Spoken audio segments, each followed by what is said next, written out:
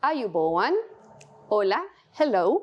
Mi nombre es María Elena Espinosa. My name is María Elena Espinosa, and I'm here to present the interview that we had with Mahesh Umagiliya in April 2023. Estoy aquí para presentarles una entrevista realizada a mi maestro Mahesh Umagiliya en abril de 2023. Hi Mahesh. Hello everyone. How are you today? Fine, today is a nice day and we had a very tough month with a lot of dancing and a lot of activities were going on and the New Year festival and different things, and we had a nice performance and yeah, now we have another journey coming up. Maria is going to go back to Chile, I will go to Nepal, and Yes, thank you. today is kind of a transition day from one thing to the other. Yeah, that's true. Okay, Mahesh, thank you so much for having this small interview with me for the Chilean or maybe perhaps international community. First of all, could you introduce yourself and maybe tell which have been like the most important aspects or moments of your career, maybe perhaps? Yeah, I think I can say, I can introduce me as a choreographer mainly. That is what I'm doing, because I'm not a ritual performer, or I'm not totally focusing on Candian dance, only Candian dance. But my main goal in this society is like bringing dance more closer to the society. Not like I don't want to use it like a entertainment tool. I want to use it like a community tool that can gather the community together and hold the community together and encourage the harmony and peace with dance. So in that way, I can say that I'm kind of also a modern ritualist. You are. Like, I don't know, like it's not like ancient way of doing rituals, but kind of bringing back the values of ancient healing rituals in the modern society is part of my aims. Okay, thank you.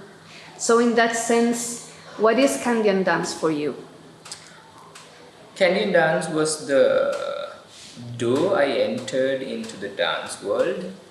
So it was the door open and available for me when I discovered that I can dance.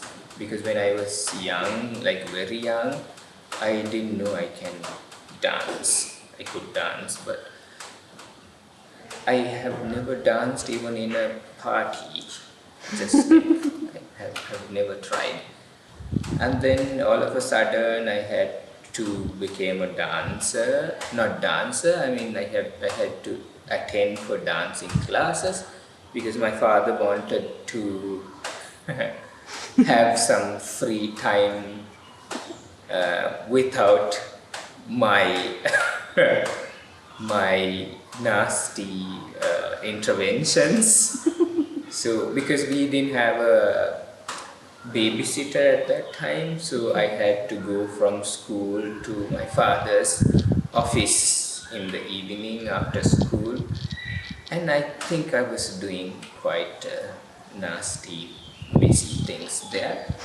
So then one of my father's friends were giving this idea to put me into the dancing class and pick me up after work when he's going back home. And then he decided it was the best thing, and I had to go to the dance lessons with Mrs. Chitrasena, Vajira Chitrasena. And then I found it was so interesting. But then later, like, I was learning traditional dance, but I had this this thing always. I wanted to do something, and I needed kind of explanations for everything I was doing. I mean, now also it's like that. I don't do anything without a purpose. That purpose doesn't have to be this like philosophical purpose or something. It has to have a kind of a reason why I am doing this. Why is the important question, I think.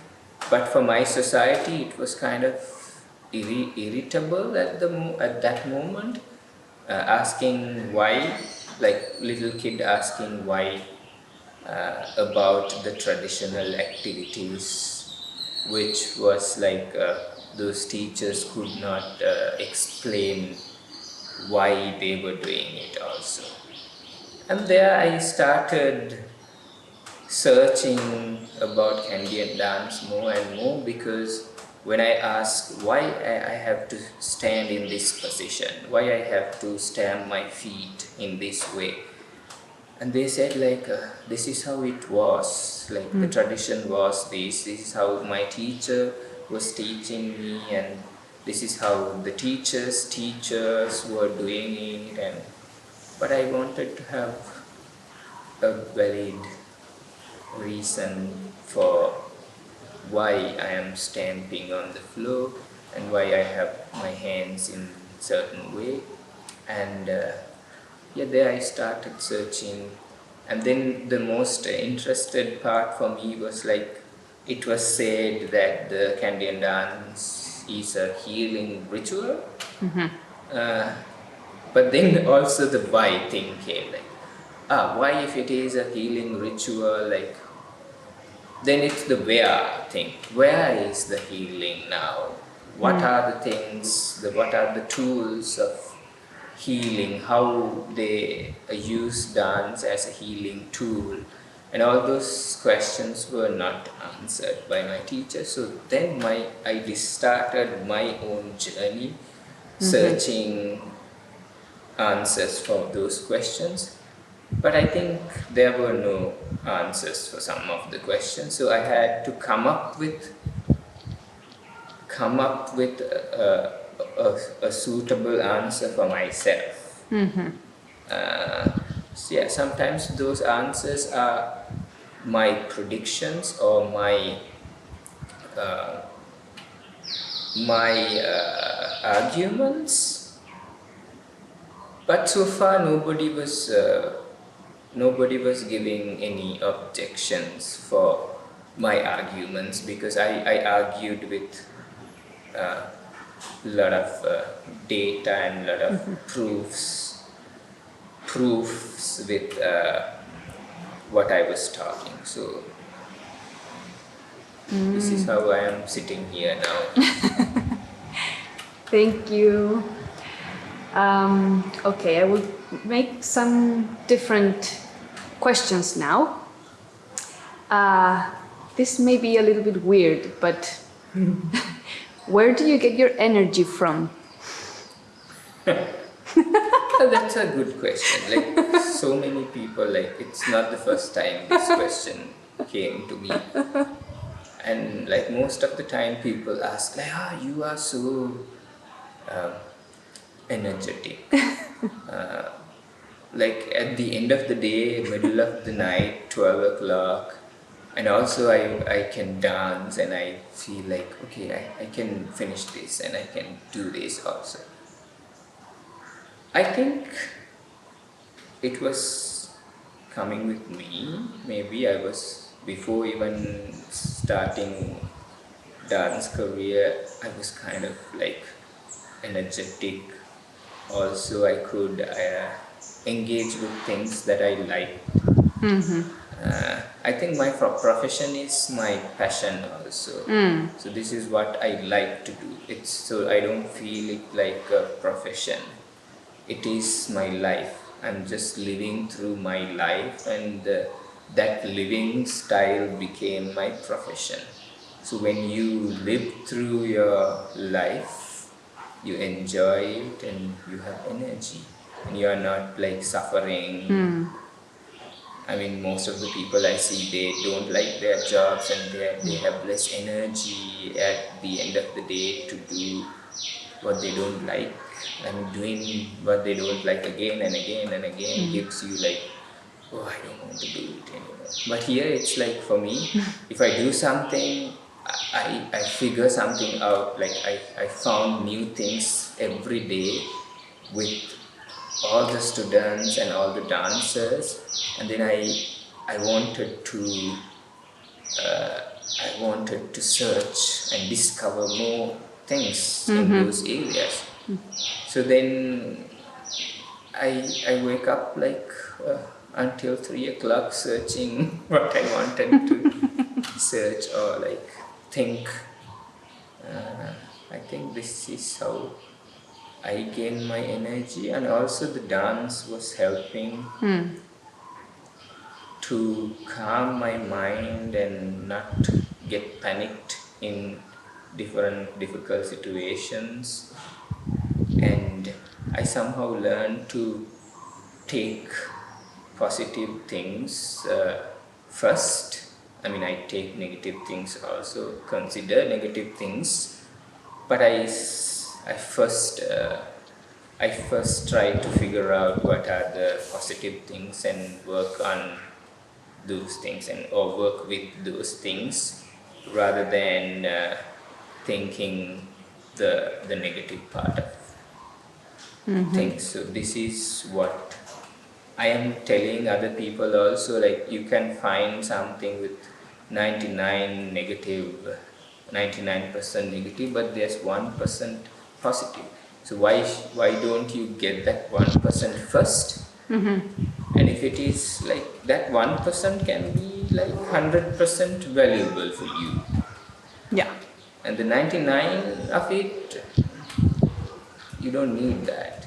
But 1% can give you like something 100% valuable. So this concept is kind of like, I don't know how I developed that thing with me, but this is kind of my way of thinking. So that's why I have like good relationship with all the people in this society, because I don't put them in different categories like good people or bad people or like that, because I see only good part of those people first. But I know their bad side also, but I don't consider that. Thank you.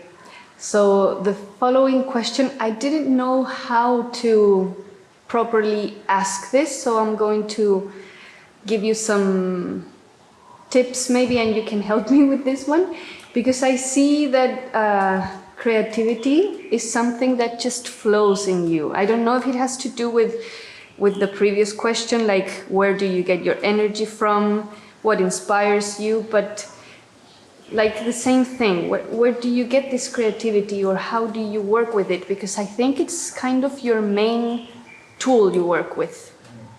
I think this is like the main thing, that when I go to create something, I question myself first. Like I'm asking questions from myself. Okay, why do you want this? I mean, if I'm creating a movement, I ask myself, do you need that? Can't you work without that movement? Is it necessary to have that movement there? Or can this piece exist without that movement? Those kind of questions. I criticize my movement also sometimes, like, but I'm asking myself, like, can't you find a better expression of this movement than this? That, I think maybe you don't see that when I'm working, but my inside is having this conversation with me. And also I need a reason to put a movement together. But that doesn't have to be this philosophical, ideational stimulation or something. It has to be like some spark given me from inside, like little wow feeling or something. Or later I can find another meaning for the movement also. But first my heart says like, wow, you should do with this, like work with this movement. And then I put all those questions on top of that. Like first the stimulation coming from somewhere, just seeing something or listening something or something you are working on these days or something you are reading these days or something you heard from somebody else. So this gives me this stimulation, but then I put all the questions previously I mentioned on top of that. So then I get something like a small thing that I cannot question anymore. Then it is like, okay, this is what I'm going to use. And then I put it in the creation and I try to elaborate it, make it like unfold. Is that the word? Like open it more. But nowadays, like I see a lot of choreographers trying to put a lot of things in a small creation, like a lot of references. They try to compress things in the performance, but I work other way around. I already take this thing, Essential thing. the maybe. essential thing. First I put all the unnecessary things out of the essential thing and have the core value of it. And then I also like sometimes I cannot question it anymore because it's like cleaned up a lot. Then I try to stretch it to a performance. I think then it becomes super clear what I'm doing and super simple also. Okay. And then the audience can easily engage with it. Okay. Not like they are watching a dance with a lot of movements and skills and like some people put all the things that the dancer could do in 3 minutes piece, but then the audience will see it and appreciate it, maybe applause, giving an applause, but they will go home and then later they will forget that dance. And in 3 months they will only remember they went to that performance, but they will never remember what they have, the dance. But in this way, in my way, people remember what they have seen. And later days also, when I meet them, they start talking about some movements in the dance, and then later they start asking questions about those movements. That means that thing stays in their mind. So they recognize something in the dance and they could have some references from the dance to their life, or to even they had a question, means they tried to read it somehow. Thank you. Okay. So, in that sense, what inspires you to create and in your work? Anything can inspire me. Mostly the people around me inspires me. The enthusiasm of them giving me inspirations. I see that people around me, if they don't have this enthusiasm, I feel also little down. I don't feel like I want to create anything. But if I see like students are enthusiastic about things and asking questions and trying to search in different areas, then I feel like, okay, I have to do something with them, kind of like. This is where I think I gain my inspirations, and I get inspirations from other things also, because I like to search the history of dance and what is the what are the meanings of the poems, like the hidden meanings of the words inside the poems, and try to analyze those stories and context, and then things I relate those things with the modern contemporary world and bringing them into creations. I think that is how I get inspirations. Thank you, Mahesh. Let's continue. I find it challenging to come back to Chile every time I have come here, because the way I move or feel here, somehow it's very different from my country. So what is your perspective on our perhaps body movements, or if you can give us some advice to keep this Canadian spirit in our movements back home in Chile, or in any other part of the world perhaps? I think that is that must affect, like the gravity is also can be something affecting for the body movements, because we are closer to the equator and more gravity we have. That's why I think our dance is more grounded, earthbound, and going towards earth. Like if you think of Western dance, like ballet, top part of the world, less gravity, so they feel like going upward, not going down with the, I mean, even after the after ballet, they have created some other dance versions also. They are more on the floor, but very soft on the floor, not like bound to flow. But if you see Asian dance traditions and the dance, tribal dance around the world closer to equator is more earthbound. That is something with the gravity, I guess. So that's why maybe you feel when you go back there, like there's something difference. Going back to the Mandia or staying more closer to the ground. Especially like arm movements, I feel. Arm movements that I see that you guys were practicing more inside because of the weather and things. So when you have this inside spaces, small spaces, you have a feeling like you are like clustered. So you have no freedom to move your arms and like this freedom. It's like a mental, psychological barrier.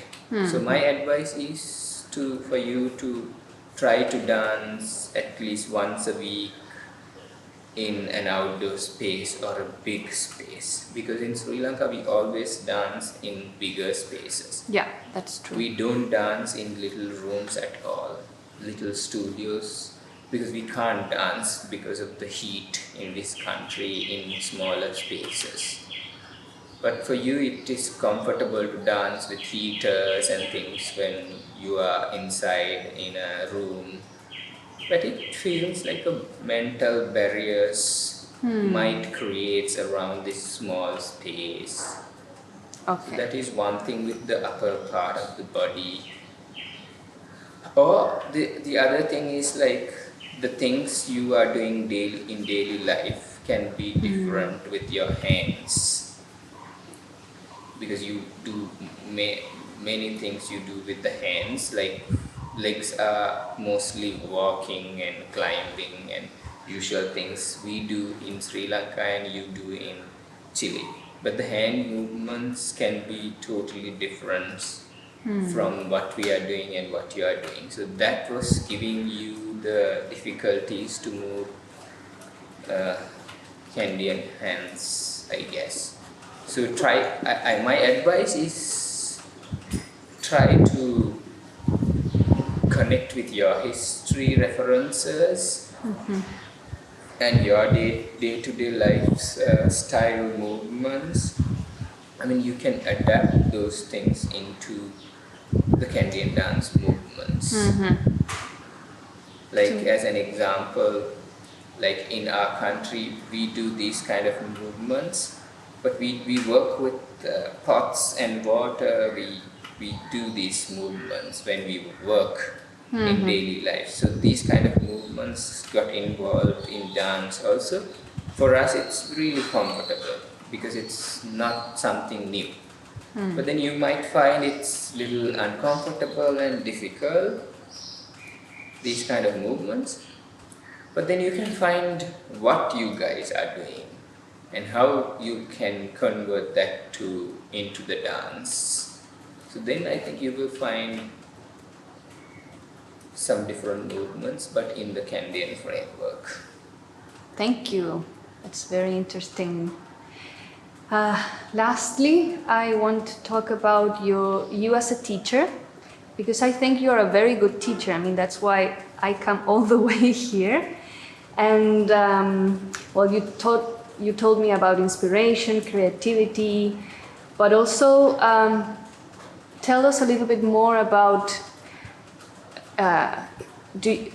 for example, do you like to teach? And you have developed your own syllabus. You have also been working, you teach at university and some other institutions, so you're also a lot in the teaching field. Can you tell us a little bit more, whatever you want about this? I like to teach because if I teach what I have experienced and what I have developed and what I have realized and understood to other people, only those things going to survive.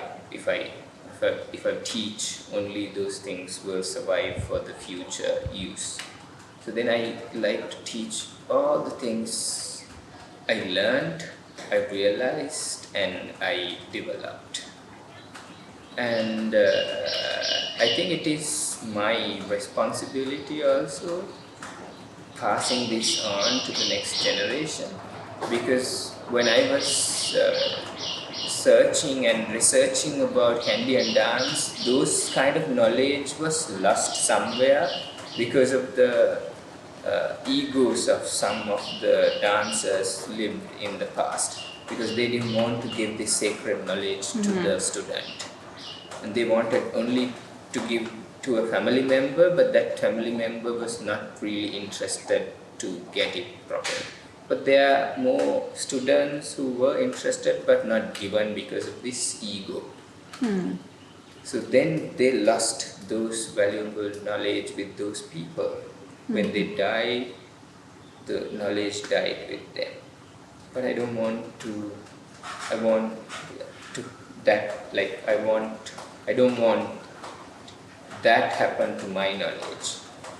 I was reading, researching, and coming up with a lot of ideas and a lot of arguments about Canadian dance, and develop a lot of methods and things. So I want to teach it to anybody who wanted to learn it, because then they will stand on that platform and develop it further in different ways. Like I develop things on top of Mrs. Chitra Sena's syllabus. So it was the foundation for me, and I was going beyond that. If I don't have that foundation, my work will not be like this.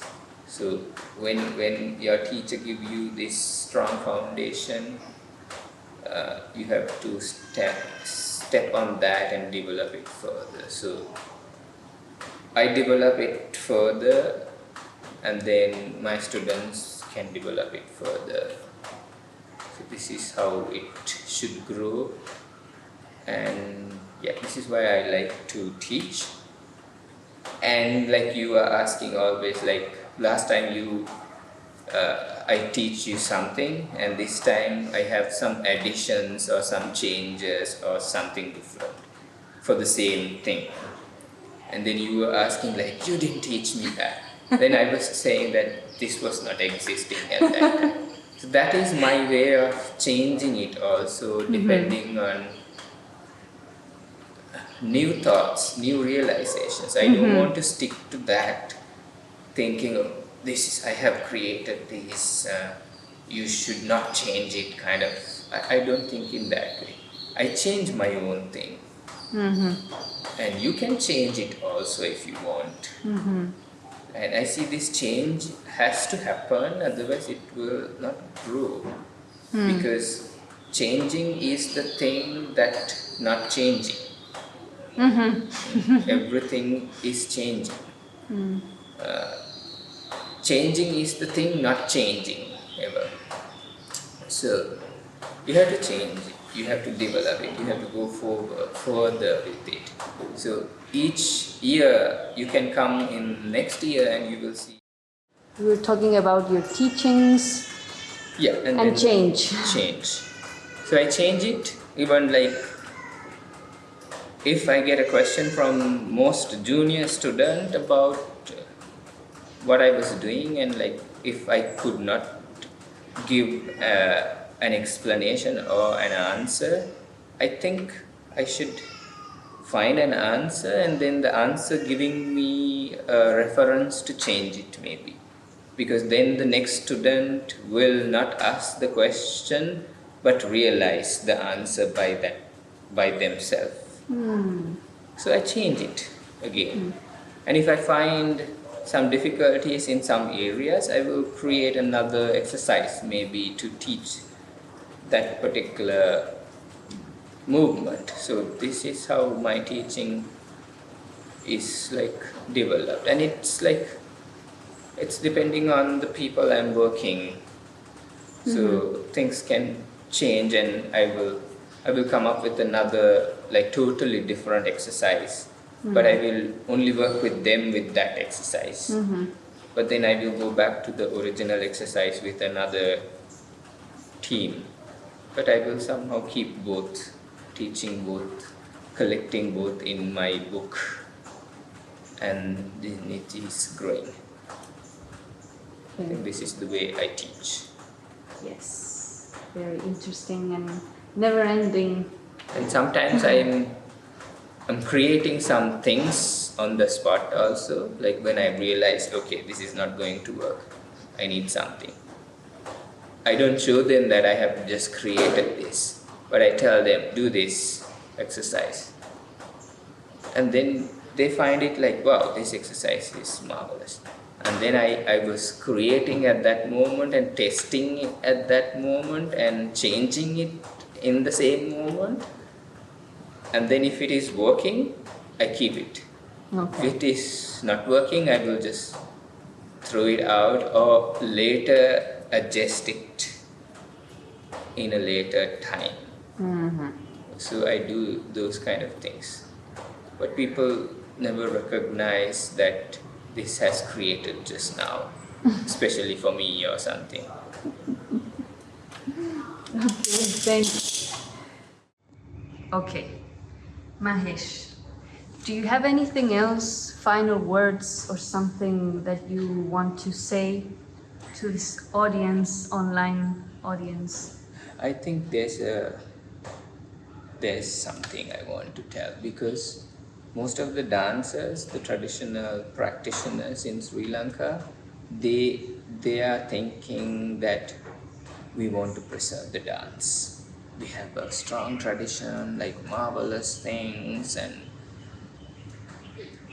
only we have that and we should preserve it. But I have to ask them, like, what is the purpose of having this dance tradition? It is the preserving or serving the community. So what is the purpose? Like, preserving is good, you have to preserve it, but not only preserving. Dance has its own duty or own Like dance was created to fulfill something in the society. It is not preserving the dance. But nowadays, like people think their duty is preserving the dance. But it is not what dance expects from us. Dance has to preserve and at the same time serve the community. Preserving and serving is two different things.